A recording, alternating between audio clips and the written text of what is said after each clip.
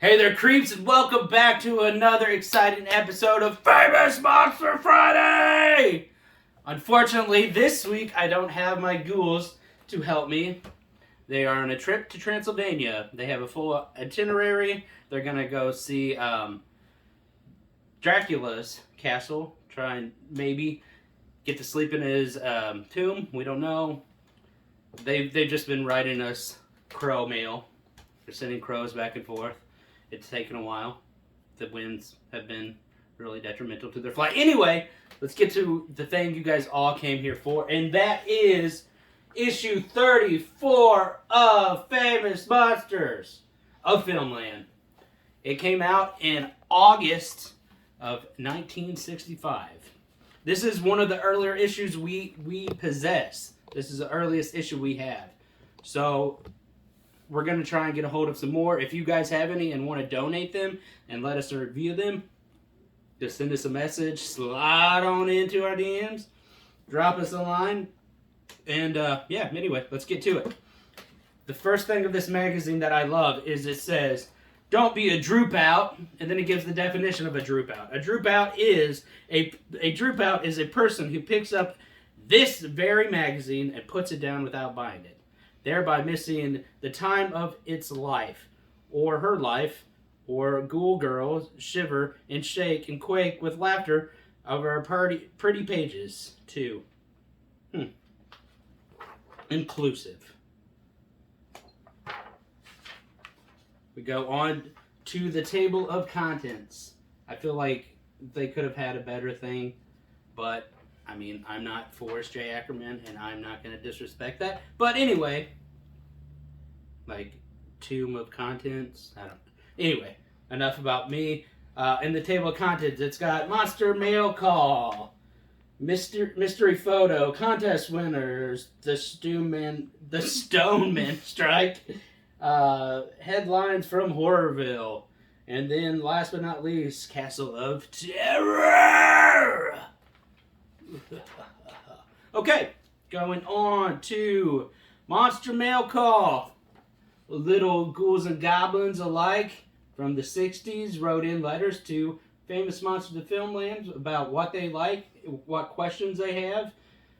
In all of that news, move over to Future Fright Films. They're coming. Turn page. Turn page. Starting off with The Beast from Mars is Coming. Then, where's that? Journey Beneath the Desert. Horror Castle and the Gravemakers.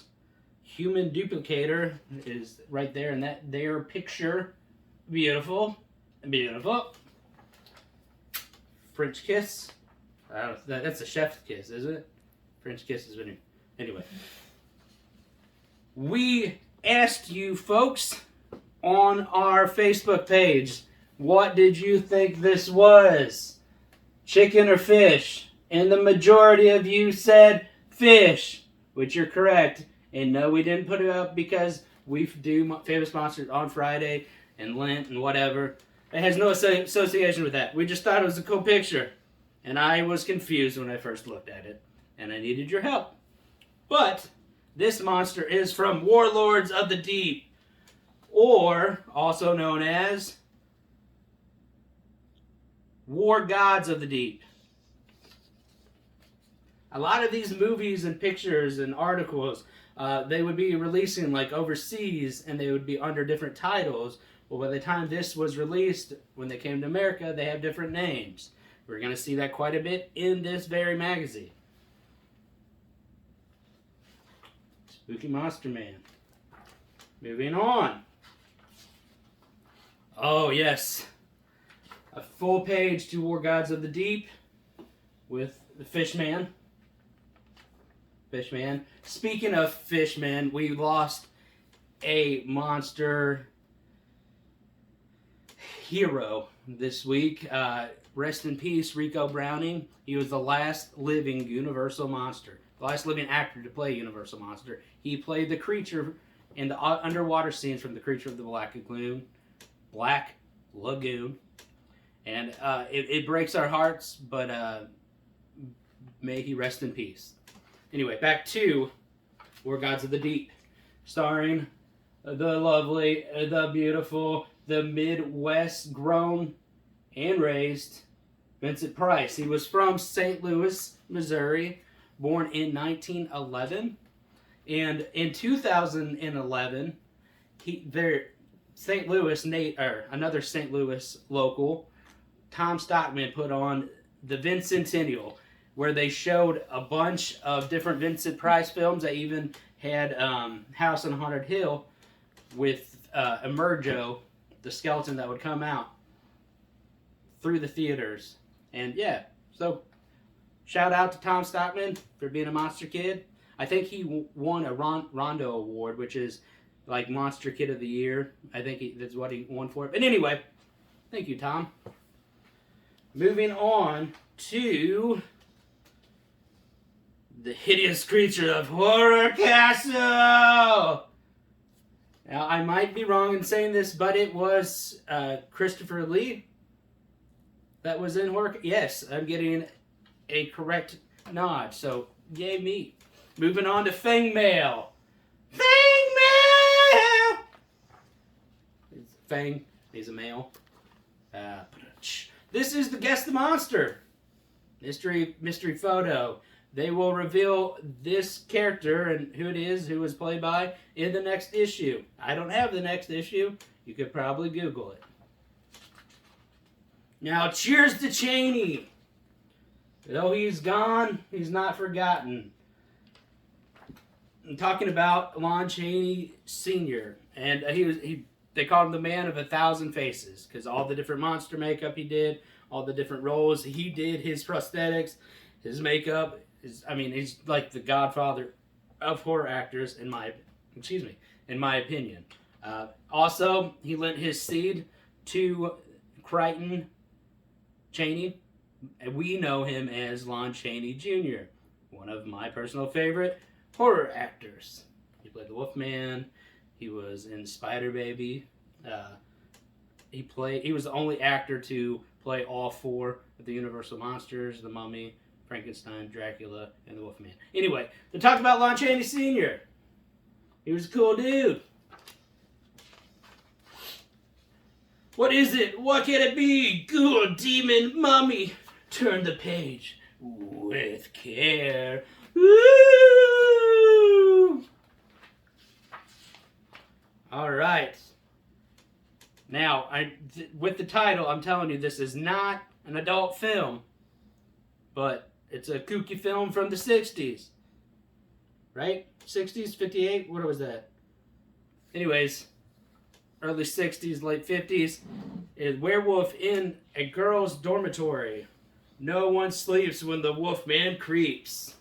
Sounds like a Cramp song. 61.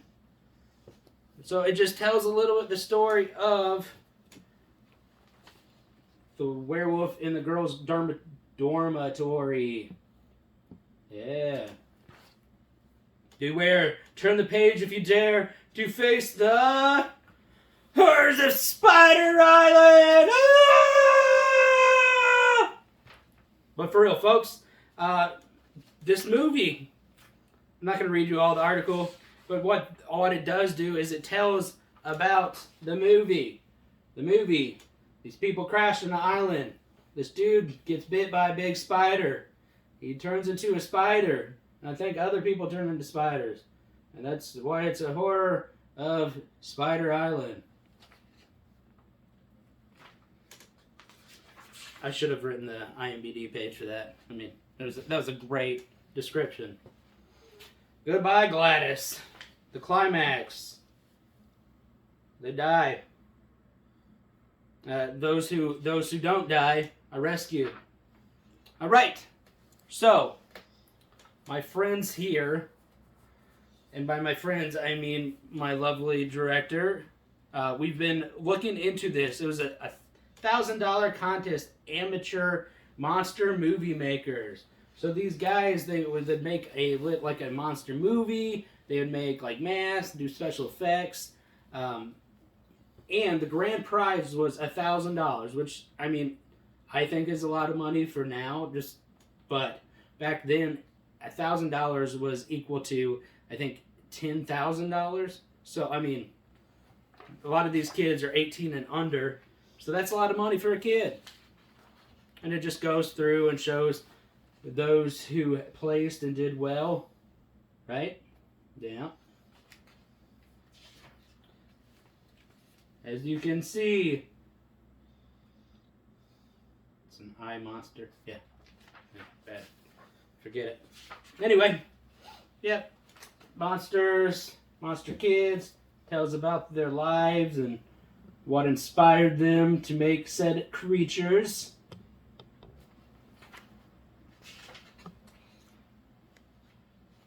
More monsters, monster makeup. Alright, see next page. Dun dun dun. The Stone Men Strike. Or this movie is also known as Hercules vs. the Moon People here in the States. Correct? Yeah? The Moon Men. Hercules vs. the Moon Men. Tells about a bad chick who wants to summon some ancient being. So she's stealing people and sacrificing them. And Hercules has got to stop him with his muscles and charming good looks. I don't know if that last part is true, but Hercules is strong. He's pretty cool. All right. Now, the man on the cover, Mr. Hyde. Yeah? You can't hide from Mr. Hyde. It just tells about the history, the longevity of a story. It started out in, where was that in? Somewhere in England, Europe. It started off as a vaudeville act.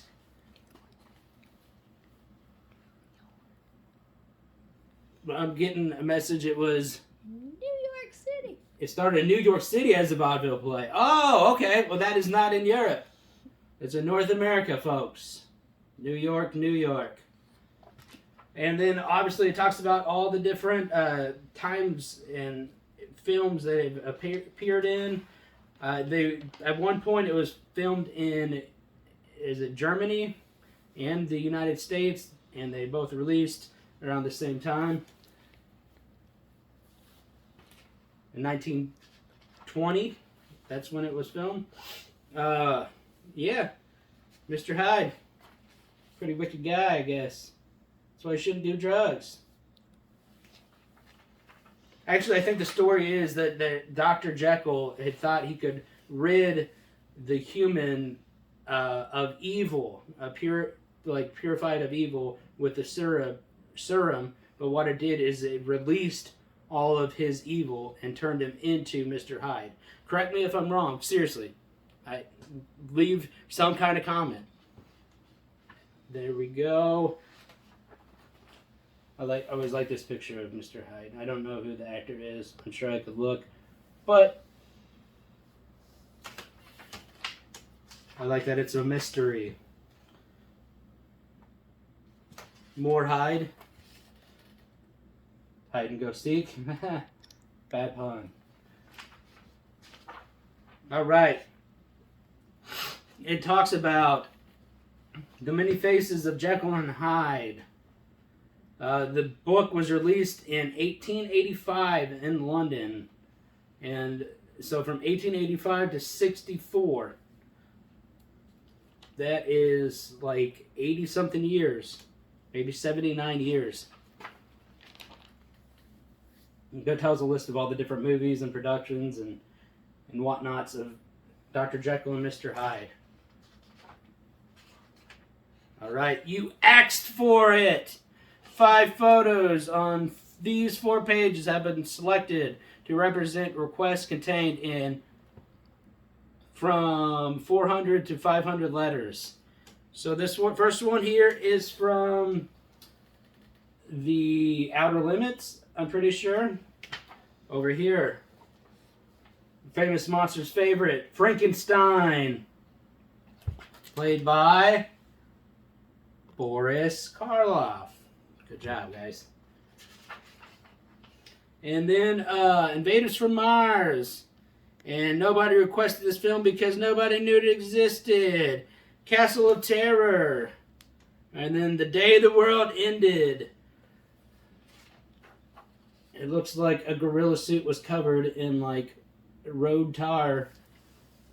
And then they glued googly eyes on it. Seriously, what is that monster? Can you guys see it? What is that? I don't know. Was that asphalt? And a mustache. He has a mustache, folks. He looks like beef squash from Bob's Burgers. Without the burger suit.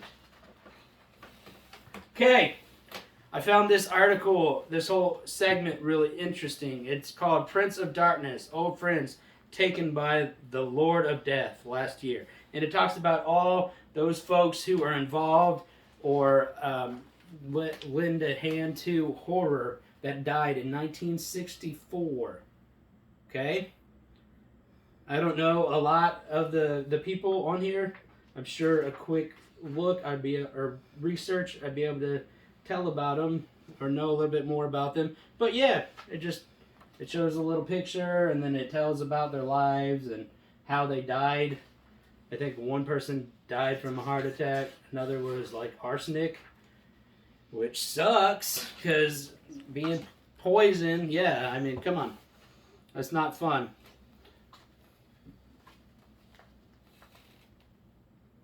Yeah, they died. Also, I forgot to mention at the beginning of this article, all this was written by a monster fan. Like, it wasn't by Forrest J. Ackerman or anybody else. Like, one of the fans sent in all these things. They cataloged and wrote a little bit about it. So it's super cool how inclusive horror or Famous Monsters was to their fans. You know, if I were to send a letter into, I don't know, Rue Morgue or Horror Hound, they'd probably be like, hey, this schmuck wrote this. That's neat. And then print something else. But these guys are dedicated to their fans, which is awesome. All right. Headlines from Horrorsville. It just tells about like the different things going on at horror movie actors and actresses, what's going on in their life. I really like this one down here. It says Vincent Price has finally admitted why he hired 15 armed bodyguards to watch over his home. I guess Vincent Price was a collector of fine art, and I guess he'd gotten multiple threats of kidnapping. People are going to kidnap him and hold him for ransom until he got his art. After he got that, he called somebody, and 45 minutes later, these armed guards showed up. And then over here, Barbara Steele from Black Sunday. She pulled into a gas station, and the person that came out to fill up her tank was like, have I seen you before? She said, maybe in your neighborhood movie house, no doubt. And the guy said, could be. He mumbled, scratching his head. Where do you usually sit, is what he asked, not realizing that she has been in many horror films. Fun stuff. The Changing of the Leech Woman. She ages 60 years and 60 seconds. This article just talks about the Leech Woman, and from what I heard, what I read, quick explanation of the film is her and her husband been looking for like a stop aging procedure. They hear about this ritual that can be done. They go and do it, and she instantly like turns younger. Like, ooh la la. Well, she starts to age. She has to have blood. A blood sacrifice. And they do it to somebody. It didn't work. And they killed her husband. And then she got young again. And she's got to keep on repeating this. She's sucking the life and the blood out of these men. Alright. Mixed Monsters. It talks about the goofs they've had in previous... one of the previous issues, it was talking about how they accidentally, Carol Bordlin, is that how you say her name? She she was named, they listed her in the magazine as Vampira, but we all know Vampira was not Carol Borland. And then it goes over here to talk about like how they thought that was supposed to be from The Curse of the Werewolf. It was not. It was from what is that monster? Mr. Sardonicus. Mr. Sardarcus. Sardonicus. There we go. Thank you. Thank you to my production crew. Okay. We go on. And there is the lovely Vampira. Fun fact, Elvira. When Elvira came out, Vampira tried to sue her for stealing her name. Vampira did not win. But I mean, if you look at them, they're very similar. But I mean, I hope you guys don't take this offensively, but a lot of like Dracula-looking goth women, they kind of border on the same thing. You know what I mean? I don't know. All the skeletons look like, so I don't really have any room to talk. Anyway, they're talking about different horror directors and creators, because I got Ray Harryhausen here, who did Jason the Argonauts. He did the seventh Voyage of Sinbad. He did the monsters, all those, the claymation. William Castle, Castle of Terror. It just talks about William Castle's life and what he's up to. Now we're going over to exciting magazines and books that you can order. For example, The Mole People, or Party Beach, or as I like to call it, Attack of the Hot Dog Monster. Seriously, it looks like he's got a bunch of hot dogs in his mouth. There we go. Rondo Hatton. Hatton? Hatton? How would you pronounce that? Hatton? Yeah. Does a little bit about it, and it says, if you order Famous Monsters for the following year, you'd get Brave Ghouls. It is a 64-page hardback. You get that for free, just for a subscription of Famous Monsters. Here you can order some 8mm films, The Giant Claw, The Werewolf, The Deadly Mantis, Son of Frankenstein, Curse of the Demons. And then here we're talking about you can get a full 1,000 feet, a 1.5 or a 1.25 running time for only $34.95 of the Cabinet of Dr. Caligari. And I mean, it was only $34, but in today's money that would be close to $300, which I don't know a lot of monster kids that had that much, but I mean, if they did, more power to them. That's awesome. Oh, and you can also order some Three Stooges. Their Tales of Horror or Spooks. One of my favorite Halloween must-watch. It was filmed in 3D, and if you don't have the 3D glasses, you can obviously tell they were trying to make it look 3D. Watch it. It's on YouTube. And then different stuff you could order from the Captain Company. Shout out to our friends down in Metropolis. Superman. Seriously, if you've been to Metropolis, Illinois, make sure you stop in at the Superman Museum and then mosey on down to the novelty store called Hidden Gems.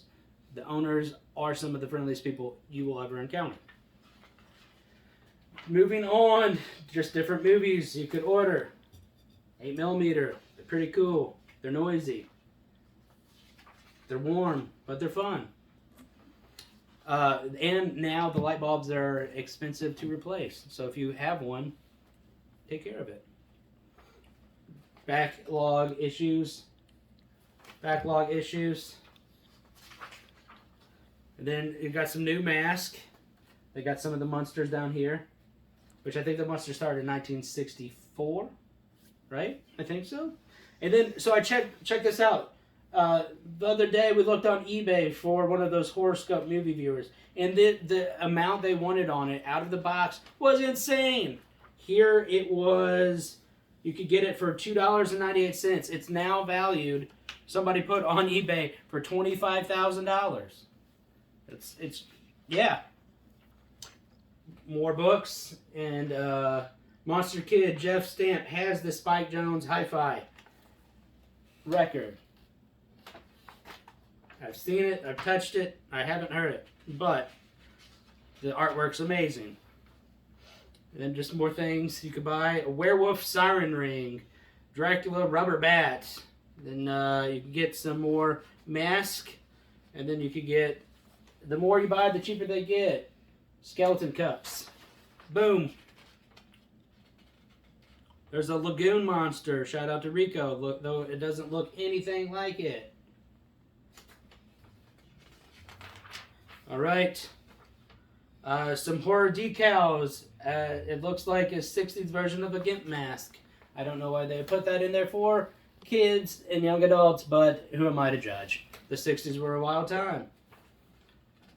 You get some Aurora models. These things are so hard to find in the original boxes. I mean, it's damn near impossible to find. So if you have any in the box and you want to give them to your old friend Zaago, it'd be great. Moving on, there's some more from the Captain Company. And yeah, so that was issue 34 of Famous Monsters. Thank you guys so much for tuning in. We can't wait to hang out with you guys and discuss this. Leave comments, subscribe, like, share the fire out of this. But until next time, creep it real.